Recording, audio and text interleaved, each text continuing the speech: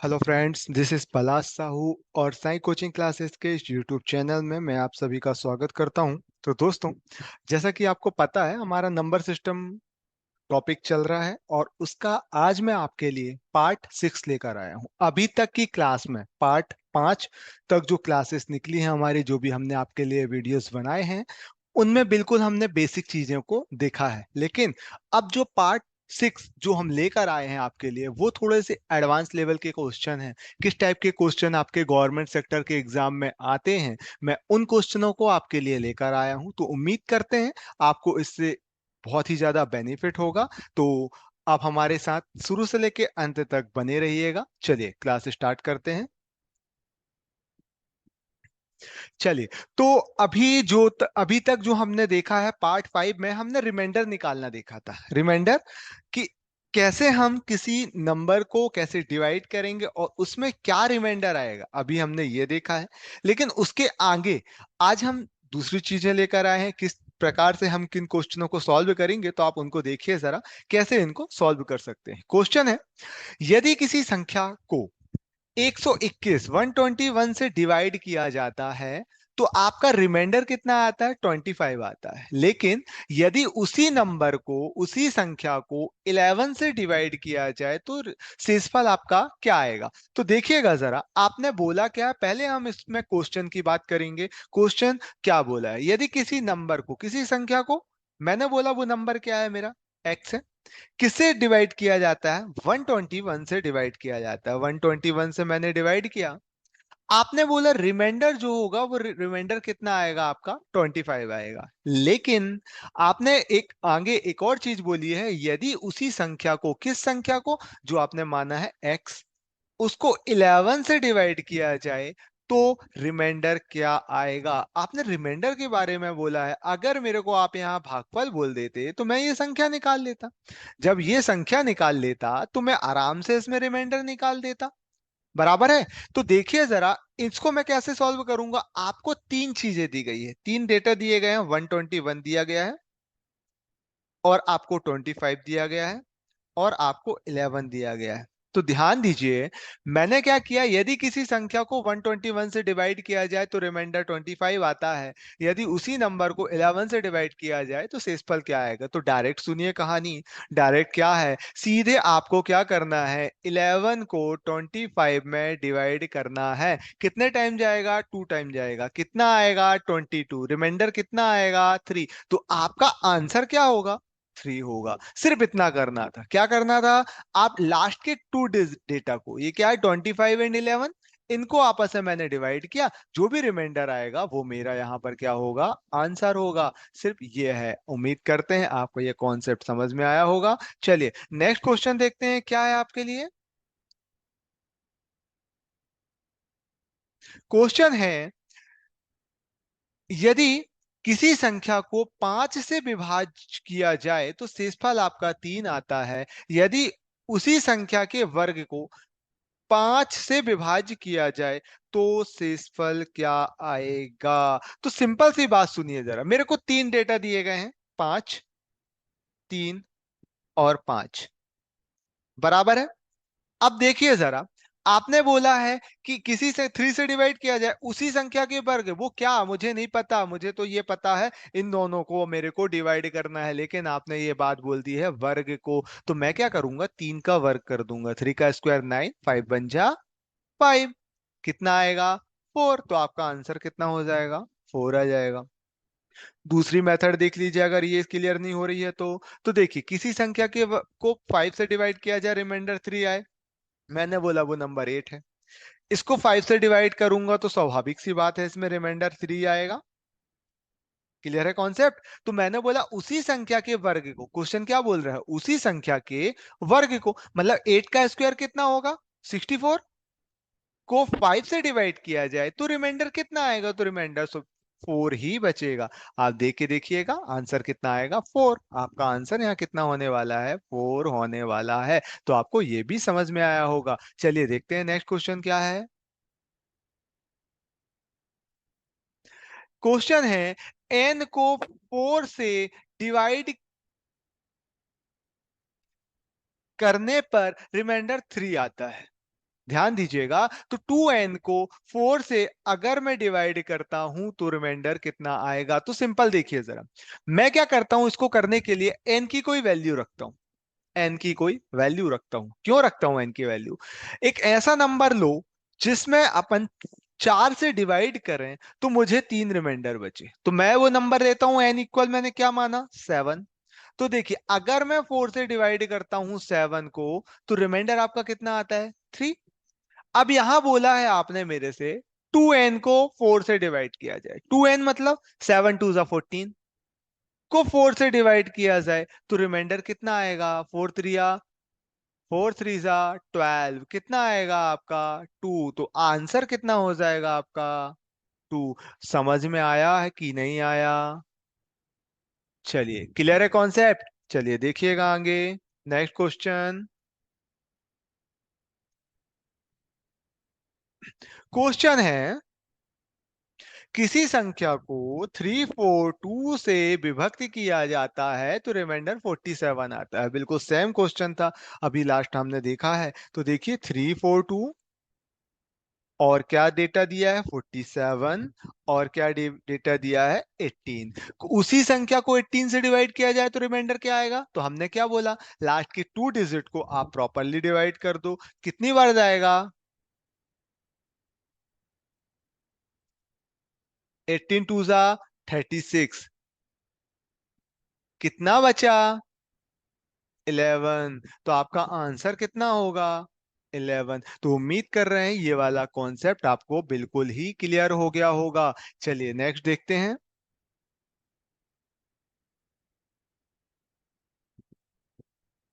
चलिए, अब एक और नई चीज आ गई, नया क्वेश्चन आ गया, नया टाइप आ गया। क्वेश्चन क्या है, मैंने बोला है 17 की पावर 25 है, और डिवाइडेड बाई क्या करना है आपको, 18 करना है। इसमें क्या निकालना है, रिमाइंडर निकालना है। तो सिंपल से सुनिए, इसको मैं दो प्रकार से कर सकता हूं। कैसे? दो प्रकार कौन कौन से हैं, तो देखिए, एक तो मैं कर सकता हूं 17 कितने टाइम, 25 टाइम। कितने बार करूंगा, 25। जो भी आएगा उसका मैं डिवाइड किससे करूंगा, 18 से डिवाइड करूंगा। फिर चेक करूं रिमाइंडर आपका कितना आ रहा है ना? तो ये चीज करना एग्जाम में बहुत ही टफ होगा, और पूरा टाइम इसी में हमारा खराब होने वाला है। तो उसके लिए क्या कर सकते हैं, तो देखिए सिंपल समझिए जरा क्या कर सकते हैं। यहां पे मैं देख रहा हूं 17 और यहां 18 लिखा है। इसका मतलब होता है 18 का भाग मेरे को किस में देना है, 17 में देना है। कितनी बार जाता है, एक बार। नहीं जा रहा, लेकिन एक बार जा रहा है। माइनस का साइन लगाते हैं। माइनस किस में लगा है, 18 में, बड़ी संख्या में माइनस है। तो मेरा आंसर रिमाइंडर क्या आएगा, -1 आएगा। ये चीज समझ में आया? तो यहां क्या होता है, -1 की पावर आपने कितनी दी है, पावर यहां पर 25, तो क्या हो जाएगा आपका, 25 उसकी पावर हो जाएगी। अब 1 की पावर कितना ही होता है तो वो 1 ही आता है।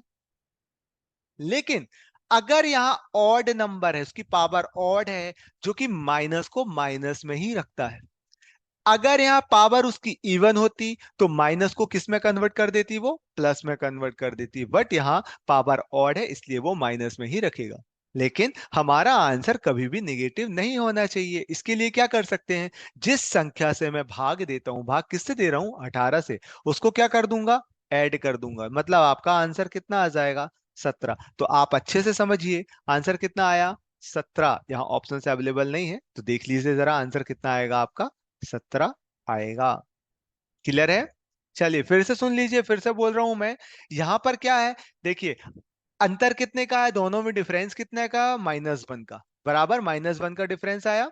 -1 का डिफरेंस है, लेकिन उसकी पावर क्या है, ऑड है, 25। तो वो किस में कन्वर्ट करेगा, -1 में ही कन्वर्ट करेगा। और इसके लिए क्या कर सकते हैं, हमारा आंसर नेगेटिव नहीं होना चाहिए। उसके लिए क्या करते हैं, जिस संख्या से हम भाग देते हैं उसको क्या कर देते हैं, ऐड कर देते हैं। तो इसको माइनस करेंगे, आंसर कितना आ जाएगा, 17। तो उम्मीद कर रहे हैं आपको ये कॉन्सेप्ट भी क्लियर हो गया होगा। चलिए नेक्स्ट क्वेश्चन देखते हैं। ये आ गया। चलिए नेक्स्ट क्वेश्चन थोड़ा सा लेबल। अब मैंने लास्ट क्वेश्चन में आपको ये बताया था कि वहां पे बीच में एक का अंतर होना चाहिए, तो मैं नॉर्मल निकाल सकता हूं। लेकिन यहां देखिए जरा, यहाँ क्वेश्चन क्या है, 35, उसकी पावर 113। डिवाइडेड बाय 9 है। अब मैं क्या करूंगा देखो, तो 9 के टेबल पढ़ते हैं, 35 से एक आगे आना चाहिए या फिर एक पीछे रहना चाहिए, मतलब 34 आ सकता है, चल जाएगा। 35 6 आ जाएगा तो चल जाएगा, ठीक है। तो देखिए जरा, 9 4 का कितना होता है, 36 होता है। यहाँ 35 है, रिमाइंडर कितना आया, 1 आया। 1 की पावर कितनी होगी, 113 होगी, तो आंसर कितना आ जाएगा, 1 ही आ जाएगा। तो आपका आंसर कितना होगा, 1 हो जाएगा। उम्मीद कर रहे हैं ये कॉन्सेप्ट भी क्लियर है। देख लीजिए अच्छे से, 9 की टेबल 4 टाइम में 36 होता है। मुझे क्या करना है, 35 आपने दिया है, या फिर मैं 34 रखूंगा या फिर 36 रखूंगा। तो एक आगे या एक पीछे चाहिए मेरे को, है ना। तो 34 तो आ नहीं रहा है 9 के टेबल में, तो क्या मिल रहा है मेरे को, 36 मिल रहा है। तो मैंने 4 टाइम भरा, रिमाइंडर कितना आया, 1। 1 की पावर क्या है, 113 है, बराबर है 1 की पावर 96 आ रहा है। देखो 90 30 सॉरी 36 आ रहा है, 36 मतलब ज्यादा है। वो क्या करेगा, माइनस में ही कन्वर्ट करेगा। अच्छे से देखिए जरा, अपन ज्यादा बार पढ़ रहे हैं ना, तो -1 में कन्वर्ट करेगा। -1 की पावर क्या हो जाएगी, 113 हो जाएगी, और 113 मतलब ऑड है, वो क्या करेगा, -1 में ही रखेगा। इसके लिए क्या करना है, जिस संख्या से भाग देते हैं उसको जोड़ देते हैं, मतलब क्या आता है आपका आंसर। सॉरी, यहाँ 9 को ऐड करना पड़ेगा ना, और यहाँ क्या आ जाएगा आपका, 8 आ जाएगा। तो आंसर क्या होगा आपका, 8। क्लियर है कॉन्सेप्ट। फिर से देख लीजिए, मैंने आगे पढ़ा था 36 पढ़ा था, अगर मैं 34 में रहता तो यहाँ +1 आता, जो कि हमने लास्ट में आंसर बताया था।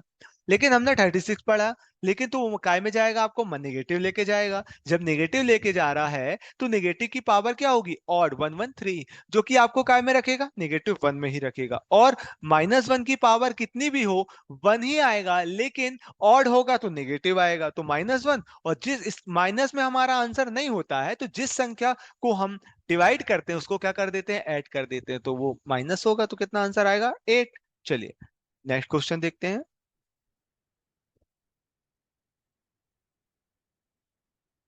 ये देख लीजिए, अभी आपका आया है 2 की पावर 33। अब ये तो ब्रेक नहीं हो रहा ना, तो मैं क्या करूंगा, 2 को ब्रेक करूंगा, 33 को ब्रेक करता हूं, 2 की पावर 3 कर दूंगा, और यहां पे क्या कर दूंगा, 11 कर दूंगा, डिवाइडेड बाई 9। आपने ये फॉर्मूला तो सुना होगा, स्कूल में अपन ने देखा है। ए की पावर क्या होती है, एम, ब्रैकेट के बाहर एन, तो ए की पावर एम मल्टीप्लाई एन होता है। तो ये 11 3 से कितना हो जाएगा, 33 हो जाएगा। तो देखिए, 2 की पावर 3 में क्यों कन्वर्ट किया, क्योंकि मेरे को 9 के पहले चाहिए था या फिर 9 के बाद चाहिए था, तो मुझे 8 मिल जाएगा ना 2 से, इसीलिए मैं वहां 2 की पावर 3 में ब्रेक किया है। तो ये क्या हो जाएगा, 8 की पावर 9। ये देख लीजिए, इसकी सॉरी इसकी पावर क्या होगी, 11, है ना। इसको डिवाइड करूंगा तो -1 की पावर क्या हो जाएगी आपकी, 11। क्या हो जाएगा आपका, 11। 11 क्या है, ऑड है, तो वह काय में करेगा, -1 में। इसके लिए क्या करते हैं, जिस संख्या से भाग देते हैं उसको ऐड कर देते हैं, तो आपका आंसर कितना हो जाएगा, 8। क्लियर है कॉन्सेप्ट। नेक्स्ट क्वेश्चन देखिए।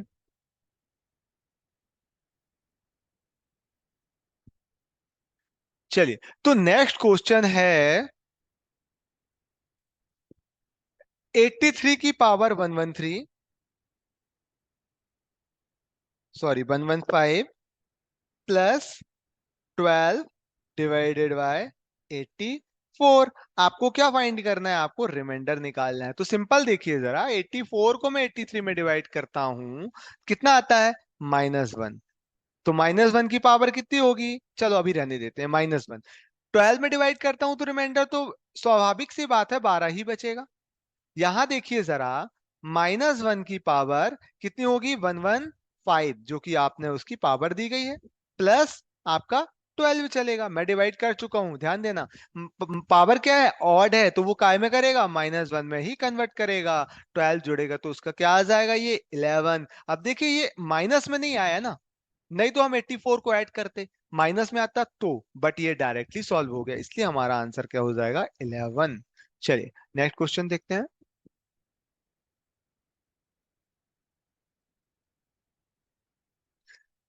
क्वेश्चन समझे जरा। क्वेश्चन है विभाजन के एक प्रश्न में, किसी प्रश्न में भाजक जो है भागफल का 4 गुना तथा शेषफल का 3 गुना है। यदि शेषफल 4 है तो भाज्य कितना है। तो अच्छे से पहले नॉर्मली अपन समझते हैं इसको क्या बोल रहा है। हमने ये फॉर्मूला देखा, हमने ये चीज देखा है, 3 का पाप डिवाइड करूंगा 10 में, कितने टाइम जाएगा, 3 टाइम। ये कितना आता है, 9, और रिमाइंडर कितना बचता है, 1। इसको क्या बोलते हैं,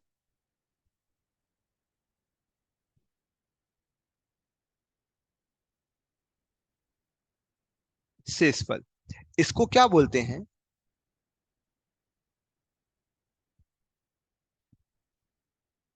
भागफल। इसको क्या बोलते हैं, भाज्य। इसको क्या बोलते हैं, भाजक। ये आपने पढ़ा हुआ है स्कूल में, बराबर है। तो सुनिएगा, मैं उत्तर की जांच भी करता था। कैसे करता था, भाज्य बराबर भाजक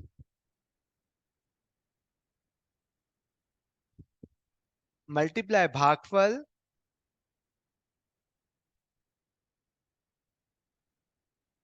प्लस शेषफल। तो देखिए, अब आपने क्या बोला है, मैं इस क्वेश्चन में इस फॉर्मूले के हिसाब से अकॉर्डिंग इसको निकाल दूंगा। तो देखिए जरा, आपने बोला क्या है मेरे से, शेषफल 4 है तो शेषफल के नीचे मैं 4 लिखता हूं। किसी प्रश्न में भाजक जो होगा,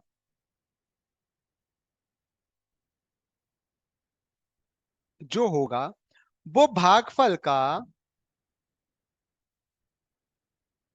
मतलब मल्टीप्लाई 4 टाइम्स होगा। तथा बात भाजक की ही कर रहे हैं, बेस पॉइंट तो हमारा भाजक है। जो भाजक होगा वो शेषफल का 3 टाइम होगा। अब मेरे को शेषफल तो दिया है ना, शेषफल 4 × 3 इक्वल है, मेरे को क्या मिल गया, भाजक मिल गया। कितना आया, 12।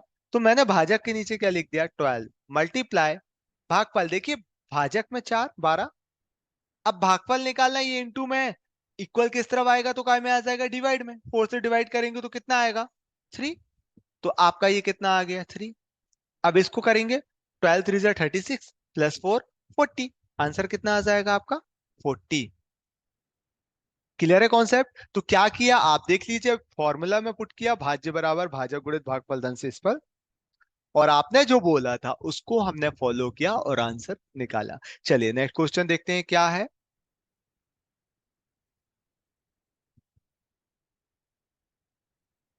क्वेश्चन है, किसी एक प्रश्न में भाजक भागफल का 10 गुना है, वही चीज है, ध्यान दीजिएगा फॉर्मूला।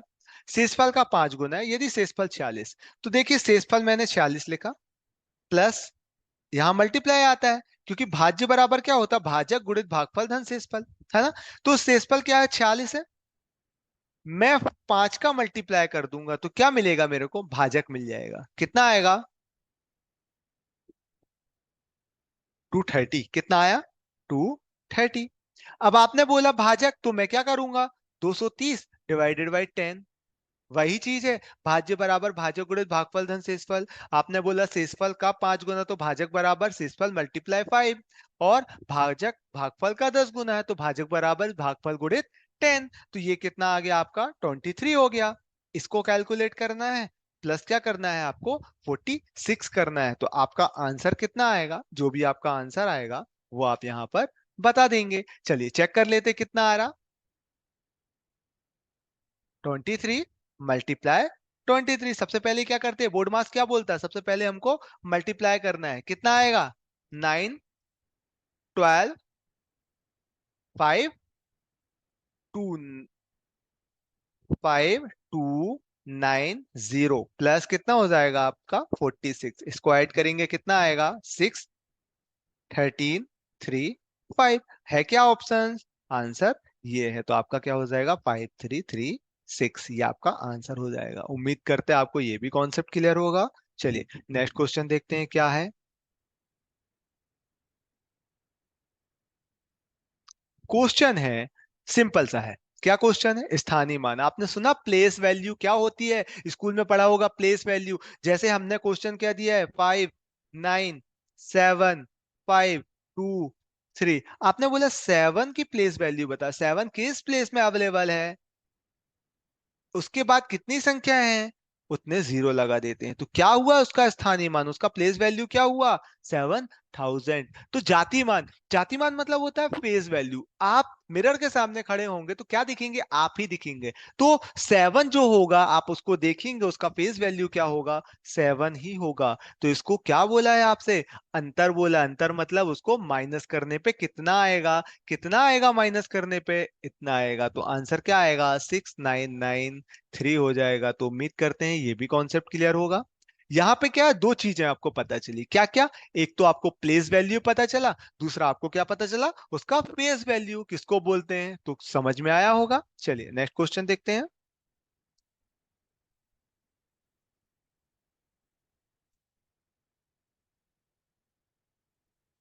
ध्यान दीजिएगा, क्वेश्चन है 17 की पावर 113 प्लस 12 की पावर,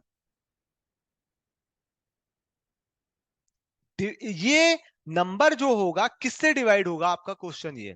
तो सिंपल, इसको करने के लिए दो तरीके फिर से। कौन कौन से दो तरीके हैं? एक तो 17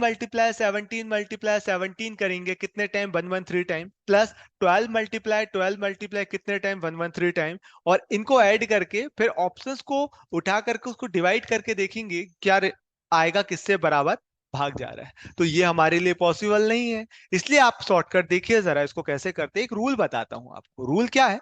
ए की पावर एम प्लस बी की पावर एम हमेशा ए प्लस बी से डिवाइड होती है। कब डिवाइड होती है? बट एम इक्वल में क्या होना चाहिए आपका? ऑड नंबर होना चाहिए। एम इक्वल में क्या होना चाहिए? विषम संख्या होनी चाहिए। तो देखो यहां भी एम है, एक 113 है, यहां भी एम है 113 है, मतलब ये ऑड है। तो किससे डिवाइड होगा? 17 + 12 से। मतलब कितना आएगा आपका आंसर? आंसर हो जाएगा आपका 29। तो उम्मीद कर रहे हैं ये भी समझ में आया होगा। चलिए नेक्स्ट क्वेश्चन देखिए क्या है।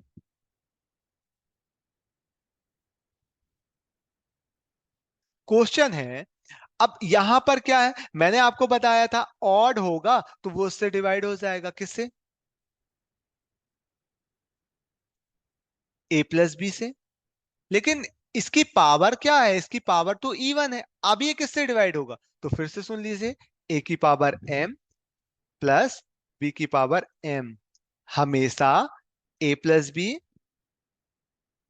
एंड ए माइनस बी से डिवाइड होता है। कब होता है? जब एम इक्वल में इवन हो। क्या हो? इवन होगा तब। तो ध्यान दीजिए, ए प्लस बी कितना होता है? 29 होता है। इंटू, यहां कुछ नहीं है तो क्या है? इंटू है। ए माइनस बी कितना है? 5। किससे डिवाइड होगा? 9 5 से कितना होता है? 45। मतलब लास्ट में क्या होना चाहिए? 5 होना चाहिए। तो आंसर कितना आ जाएगा? 145 हो जाएगा। Clear concept. चलिए नेक्स्ट क्वेश्चन देखिए। इंपॉर्टेंट क्वेश्चंस लेकर आया था, जो कि हमारा पार्ट 6 चल रहा है। ये भी देखिए जरा, मैं छोटे छोटे कॉन्सेप्ट लेके आ रहा, छोटे छोटे वीडियोस लेकर आ रहा हूँ, है ना। तो उसका मेन कारण ये है कि आप उसको देखें और अच्छे से सीखें। जितना कम सीखेंगे वो अच्छे से सीखेंगे, है ना। इसलिए इससे रिलेटेड आपको क्वेश्चंस घर में करने हैं। आप देखिए, जो चीजें आपको समझ में नहीं आ रही आप मेरे को कमेंट करके वो चीज बता सकते हैं कि सर ये चीज और अच्छे से क्लियर करिए, तो मैं उसको और अच्छे से नया वीडियो आपके लिए अपलोड कर दूंगा, है ना। तो चलिए नेक्स्ट वीडियो में मिलते हैं और इसके आगे के और इंपॉर्टेंट क्वेश्चनों पे डिस्कशन करते हैं। चलिए सभी को नमस्कार।